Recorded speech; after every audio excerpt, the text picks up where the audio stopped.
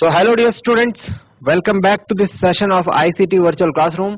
ICT Virtual Classroom के इस session में आप सभी का एक बार फिर से स्वागत करते हैं। आज की क्लास में बात करने जा रहे हैं क्लास 12 फिजिक्स सब्जेक्ट के ऊपर, कक्षा 12 विषय भौतिक विज्ञान के ऊपर। और इस क्लास में हम लोग बात क्या करेंगे आपके फिजिक्स सब्जेक्ट के ऊपर। डियर स्टूडेंट्स, ये आपके इस सेशन की पहली क्लास है। मुझे उम्मीद है आप सबके सब फिट फाइन हेल्दी होंगे और बिल्कुल रेडी होंगे क्लास के लिए। आज की क्लास को स्टार्ट करेंगे। फिजिक्स में आपके पास 12th में क्या क्या रहने वाला है, इन सारी चीजों के ऊपर बात करेंगे। डिटेल में किसी और दिन बात करेंगे, बट एक थोड़ा ब्रीफ ओवरव्यू मैं आपको आज दे दूंगा। और आज हम स्टार्ट करेंगे फिजिक्स में आपका जो फर्स्ट यूनिट है इलेक्ट्रोस्टैटिक्स, उसको।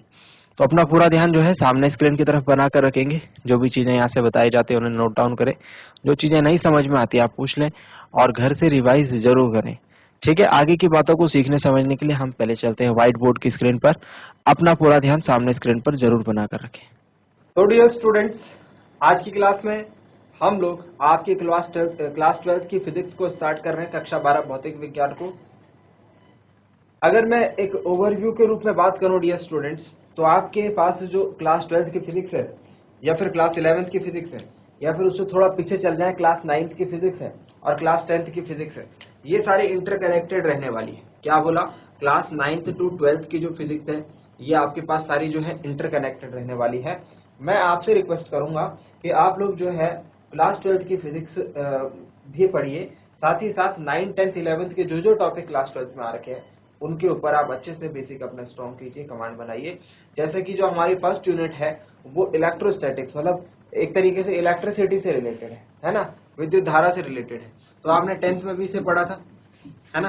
तो 10th में जो आपके पास इलेक्ट्रोस्टैटिक्स था, या फिर जो magnetic effect of electric current था, विद्युत धारा के चुंबकीय प्रभाव, इन दोनों चैप्टर्स को आपको बहुत अच्छे तरीके से पढ़ना है, ठीक है। और चीजें अलग तरीके से समझ में आएंगी। मेरा कहने का मतलब ये है, क्लास 12 जो है आपके पास, इसमें आपके पास जो है थोड़ा बेसिक लेवल जो फिजिक्स है वो थोड़ा उसके और कॉन्सेप्ट्स आपके पास दिए गए हैं अपग्रेड करके, जो पिछली क्लासेस में सीख रहे थे। तो अगर आपके जो बहुत बेसिक जो कोर जो आपके टॉपिक्स हैं उनके ऊपर अगर आपकी बेसिक कमांड नहीं है तो यहाँ पर आपको थोड़ा सी मुश्किल आने वाली है। मैं फिर भी कोशिश करूंगा कि जो चीजें मैं यहाँ पर बता रहा हूँ उसका बैक रेफरेंस पिछले क्लासेस के साथ रेफरेंस आपको प्रोवाइड करवाऊं, बट फिर भी मैं आपसे चाहूंगा कि आप इसके ऊपर थोड़ा सा मेहनत करें। इतना काम करने से ही आपकी जो 12th की फिजिक्स है वो काफी स्ट्रांग हो जाएगी, ठीक है। तो पहली चीज तो ये करनी है, फिजिक्स को रिवाइज करना है 9th से लेकर 11th तक की, और 12th में तो हम पढ़ ही रहे हैं। 9th 10th के कौन से टॉपिक रिवाइज करने हैं अभी फिलहाल के लिए आपको मैं जैसे बता देता हूँ, लिस्ट दे देता हूँ। अगर कोई बच्चा इंटरेस्टेड हो, जैसे आज घर में जाकर के करें आप लोग रिवाइज, तो 9th से आप अभी रहने दीजिए। 10th से आप जो है आप 2 चैप्टर क्लास 10th की जो फिजिक्स है उससे आप 2 चैप्टर कहिए। एक तो विद्युत धारा वाला चैप्टर हो गया इलेक्ट्रिक करंट, ठीक है। आई थिंक ये चैप्टर नंबर 12 है आपकी बुक का। और विद्युत धारा के चुंबकीय प्रभाव, विद्युत धारा के चुंबकीय प्रभाव,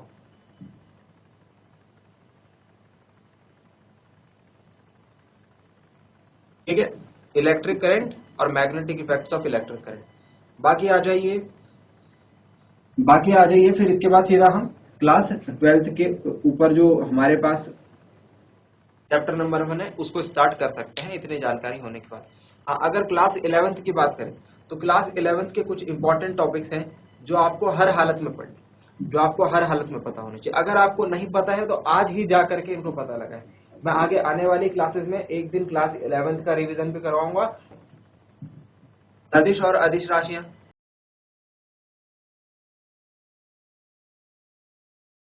बहुत इंपॉर्टेंट टॉपिक। अगर नहीं पढ़ा आपने, छोड़ दिया इसे, तो बहुत दिक्कत आने वाली है, ठीक है। वेक्टर्स का यूज आपको फिजिक्स में हर जगह देखने को मिलेगा, इसीलिए इसे जरूर पढ़ लें। क्लास 11th का टॉपिक है सदिशों के जो गुण हैं, प्रॉपर्टीज ऑफ वेक्टर, और सदिशों का योग। सबसे ज्यादा इंपॉर्टेंट ये सदिशों का योग किस तरीके से किया जाता है। इसके अलावा सदिशों की गुणा, घटाना और भाग वो भी किया जाता है। वो तो बहुत ज्यादा डिफिकल्ट नहीं लगेगा आपको, बट योग आपको जरूर पढ़ लेना, सदिशों का योग किस तरीके से किया जाता है, ठीक। इसके अलावा क्लास 11th के जो टॉपिक आपके लिए इंपॉर्टेंट रहेंगे वो रहेगी विमा और विमीय विश्लेषण। बेसिकली जो आपका फर्स्ट चैप्टर है इसमें, मतलब फर्स्ट यूनिट के अंदर आने वाला चैप्टर है मात्रक एवं मापन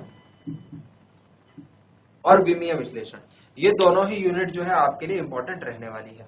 तो क्लास 11th की ये बातें आपको पता होनी ही होनी चाहिए, चाहे कुछ भी कर ले आप, ठीक है, चाहे कुछ भी कर ले। क्लास 12 पढ़ने से पहले क्लास 11th की ये सारी बातें पता होना बहुत जरूरी है, तब क्लास 12 को स्टार्ट करें। भले एक हफ्ता लेट स्टार्ट करें, बट पूरी चीजें माइंड में एक साथ इकट्ठा करने के बाद स्टार्ट करें, ठीक है। मेरा ये सजेशन रहेगा आपके लिए, क्योंकि आपको दिक्कत आएंगी अगर ये सारी चीजें आपको पता नहीं होंगी, तो क्लास 12 में आपको पहले टॉपिक से ही प्रॉब्लम्स आने स्टार्ट हो जाएंगी, ठीक है। तो मैं चाहता हूं कि आप लोग जो भी चीजें यहाँ पर सीखें वो बिल्कुल थोरोली सीखें, आपके दिमाग में छप जाए। इसलिए आपको पिछली क्लासेस की ये चीजें, अभी जो चैप्टर नंबर 1 हम पढ़ रहे हैं उसकी क्लास 10th में आप जो बेसिक्स है उसको पढ़ लें। इसके अलावा अगर मैं आपको बताऊं, क्लास 9th और क्लास 11th में भी काफी सारे टॉपिक हमारे पास जो थे वो सिमिलर थे। जैसे अगर एक टॉपिक की बात करें तो ग्रेविटेशन, गुरुत्वाकर्षण, गुरुत्वाकर्षण, और इसी तरीके से क्लास 12th, क्लास 10th और क्लास 12th की बात करें तो हमारे पास यहाँ भी काफी सारे टॉपिक्स जो है कॉमन रहते हैं। वो है ऑप्टिक्स, प्रकाशिकी। ऑप्टिक्स आपने जो क्लास 10th में पढ़ा, जो प्रकाशिकी आपने क्लास 10th में पढ़ी, प्रकाश का परावर्तन, प्रकाश का अपवर्तन, वही चीज आप क्लास 12th में भी पढ़ेंगे। बस उससे थोड़ा सा आगे जाएंगे, वहां पर हमने रे ऑप्टिक्स पढ़ा था, सिर्फ किरण प्रकाशिकी पढ़ा था। यहाँ पर हम वेव ऑप्टिक्स भी पढ़ेंगे, तरंग प्रकाशिकी को भी पढ़ेंगे। ऑप्टिक्स की दो ब्रांचेज होती है, रे ऑप्टिक्स और वेव ऑप्टिक्स। रे ऑप्टिक्स कुछ हद तक वही चीजें हैं जो आपने क्लास 10th में पढ़ी, लेकिन अब वेव ऑप्टिक्स आपके पास आएगा तो उसमें नई चीजें ऐड हो जाएंगी, ठीक है। तो इसीलिए मैं कह रहा हूं आपको कि अगर आप क्लास 9th से लेकर 11th तक की जो भी फिजिक्स है उसकी बेसिक जानकारियां रखते हैं, 11th की ये चीजें आपको पता है, तो क्लास 12th की फिजिक्स में आपको दिक्कत नहीं आएगी मेरे हिसाब से, ठीक है डियर स्टूडेंट्स। तो कोशिश ये कीजिए, सबसे पहले ये सारी चीजें आपको पता है। ऑप्टिक्स अभी हमारे पास काफी बाद में आएगा, है ना, आफ्टर यूनिट 6, छठी यूनिट के बाद आएगा ऑप्टिक्स, तो उसके लिए टाइम है हमारे पास। अभी हम क्या पढ़ने जा रहे हैं, यूनिट 1। यूनिट 1 में हम लोग बात करेंगे विद्युत की, आवेशों की, आवेशों के प्रवाह की, आवेश जब रुके हुए हैं तो क्या उनके गुण हैं, ठीक है। और यहाँ पर आपको बता दूं कि बल का कॉन्सेप्ट आएगा, फोर्स का कॉन्सेप्ट आएगा, और फोर्स आप जानते हैं एक सदिश राशि है, और सदिश राशि है तो सदिश के बारे में ये चीजें आपको पता होनी चाहिए। तो मेरा कहने का मतलब ये है, फिर से बता देता हूं आपको, कि ये सारी चीजें एक दूसरे में इंटरकनेक्टेड है डियर स्टूडेंट्स।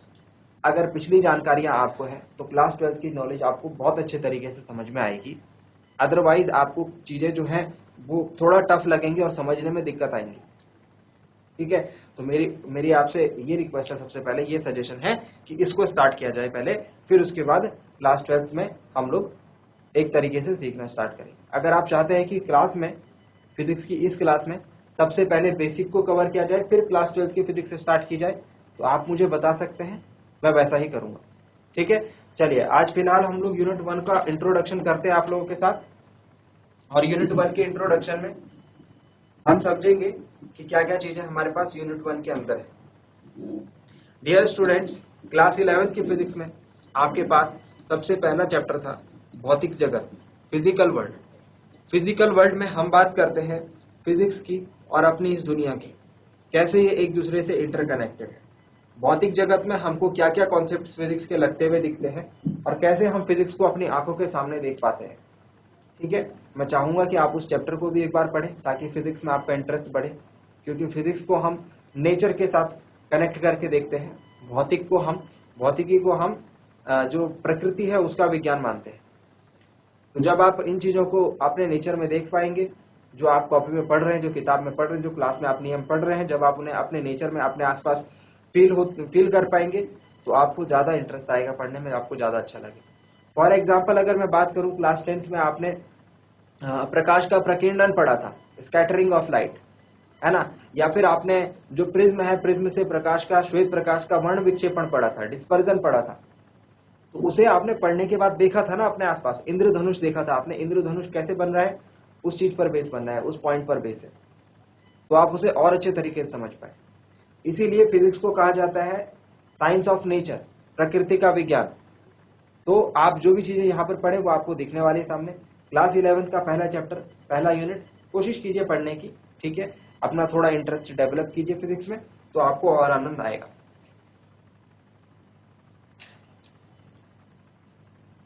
अगर हम सबसे पहले बात करें फिजिक्स की डेफिनेशन की, फिजिक्स क्या है, भौतिकी क्या है?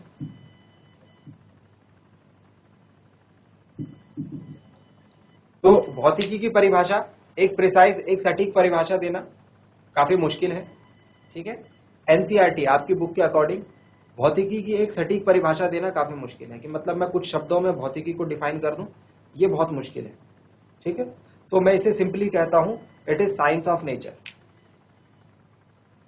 प्रकृति का विज्ञान,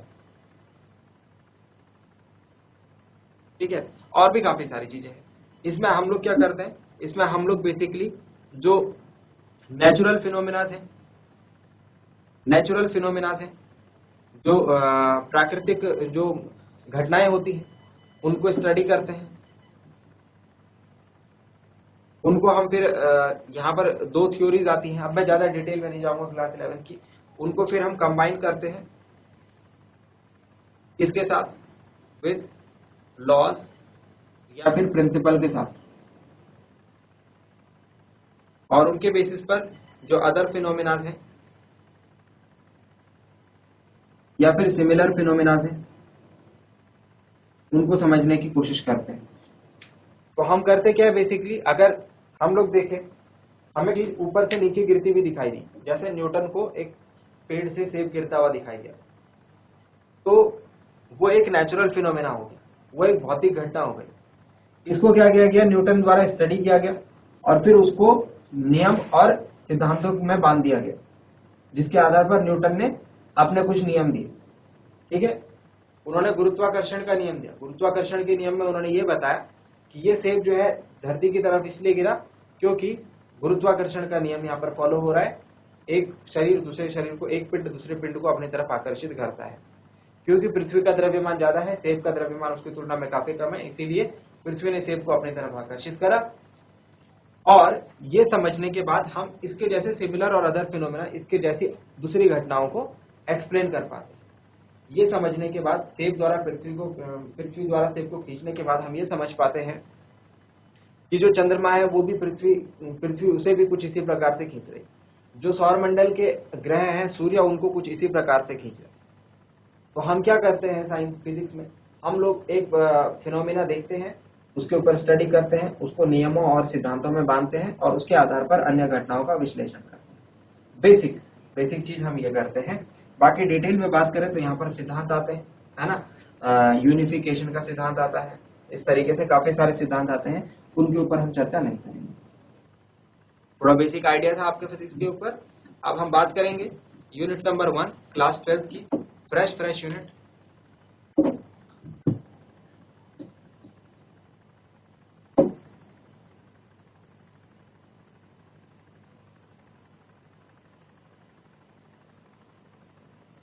यूनिट 1 की हेडिंग डाल लेंगे डियर स्टूडेंट्स। यूनिट 1 में हम लोग बात करने जा रहे हैं इलेक्ट्रोस्टैटिक्स के ऊपर।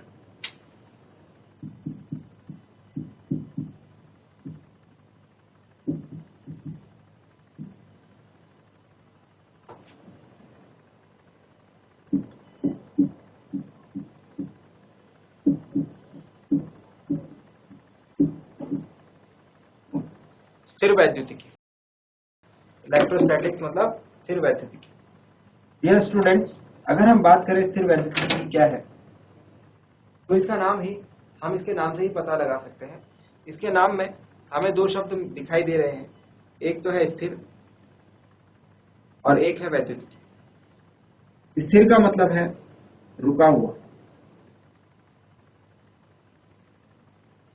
और वैद्युतिकी का मतलब है विद्युत से, और विद्युत का मतलब है आवेशों से। ये बात समझ पा रहे हैं? क्लास 10 में हमने विद्युत की डेफिनेशन पढ़ी थी, या फिर विद्युत धारा की डेफिनेशन पढ़ी थी कि आवेशों के प्रवाह की दर जो है वही विद्युत धारा कहलाती है। Flow of charge per unit time is called electric current. तो अगर हम बात करें स्थिर वैद्युतिकी के, तो यहाँ पर रुके हुए आवेशों के ऊपर स्टडी की जाती है। रुके हुए आवेशों के जो गुण हैं, ठीक है, उनको स्टडी किया जाता है। तो स्थिर वैद्युतिकी भौतिक विज्ञान की वो शाखा है जिसमें आवेशों के गुणों और उनके जो प्रॉपर्टीज हैं, उनके व्यवहारों का अध्ययन किया जाता है। कब? जबकि वे रुके हुए हों, स्थिर हों। ठीक है, ये बात आ गई हमारी इलेक्ट्रोस्टैटिक्स। इसी तरीके से भौतिक विज्ञान की एक और शाखा है जिसको हम इलेक्ट्रोडायनेमिक्स कहते हैं। जिसे हम क्या कहते हैं डियर स्टूडेंट्स? इलेक्ट्रोडायनेमिक्स कहते हैं। इलेक्ट्रोडायनेमिक्स और इलेक्ट्रोस्टैटिक्स में अंतर सिर्फ इतना होता है, ठीक है, यहाँ पर आवेश जो है वो रुके हुए नहीं होते। यहाँ पर भी आवेशों के गुणों का और उनके व्यवहार का अध्ययन किया जाता है, बस वो रुके हुए नहीं होते। यहाँ पर आवेश गतिमान होते हैं, मूविंग होते हैं।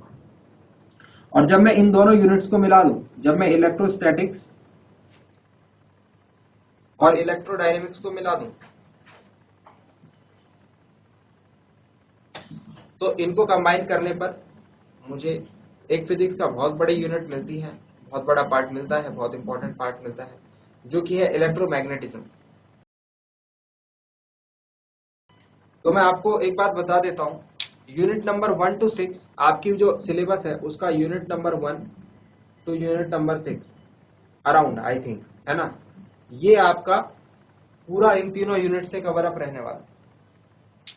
ठीक है, आपके सिलेबस में ऑल टोटल 9 या फिर 10 यूनिट्स है।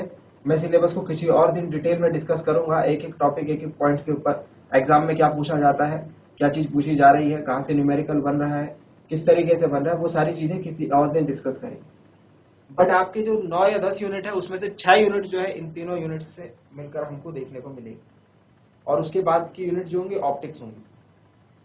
तो आप देख सकते हैं कि आपके सिलेबस में इसका कितना वेटेज है, इलेक्ट्रोस्टैटिक्स, इलेक्ट्रोडायनेमिक्स और इलेक्ट्रोमैग्नेटिक्स। ठीक है, तो इसीलिए हमको यहाँ स्टार्टिंग से यूनिट 1 से ही इस टॉपिक के ऊपर कमांड बना के चलनी, यूनिट 1 से फिर यूनिट 2, यूनिट 3, यूनिट 4 और यूनिट 5 और यूनिट 6 तक हम इस पूरे टॉपिक के ऊपर कमांड बनाते हुए चलें। ठीक है, कोई भी एक टॉपिक बीच में लूज नहीं करना है, कोई भी एक चैप्टर बीच में लूज नहीं करना है। सारे यूनिट में जो जो चीजें बताई जाएंगी उनको हम अच्छे तरीके से पढ़ेंगे। तो अभी हम फिलहाल पढ़ रहे हैं इलेक्ट्रोस्टैटिक्स। इलेक्ट्रोस्टैटिक्स में मैंने बोला आवेशों का अध्ययन किया जाता है, और वो आवेश जो कि गतिमान होते हैं, ठीक है, सॉरी, वो आवेश जो कि रुके हुए होते हैं, तो उनके गुणों और उनके व्यवहार को हम देखते हैं किसमें? इलेक्ट्रोस्टैटिक्स में।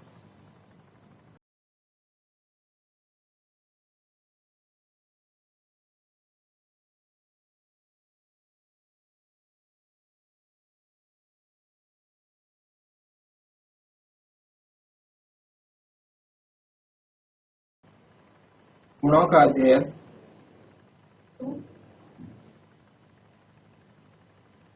जब वे विराम में,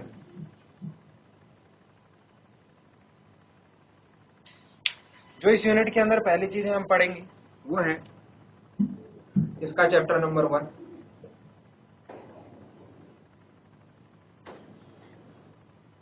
electric charge, electric charges and fields, वैद्युत आवेश एवं वैद्युत क्षेत्र। तो नेक्स्ट हेडिंग डालेंगे वैद्युत आवेश वैद्युत क्षेत्र की, और ये नोट डाउन करें।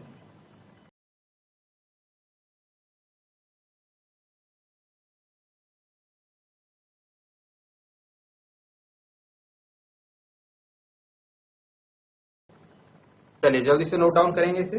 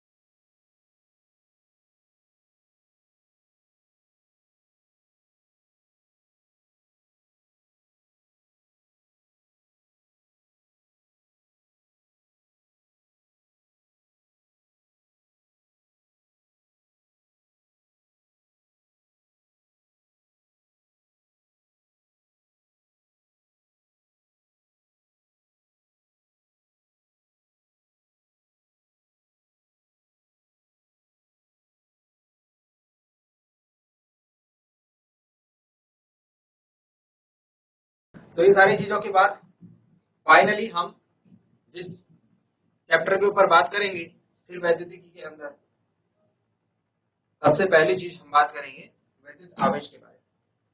तो पहली हेडिंग पुटअप करेंगे विद्युत आवेश यानी इलेक्ट्रिक चार्ज।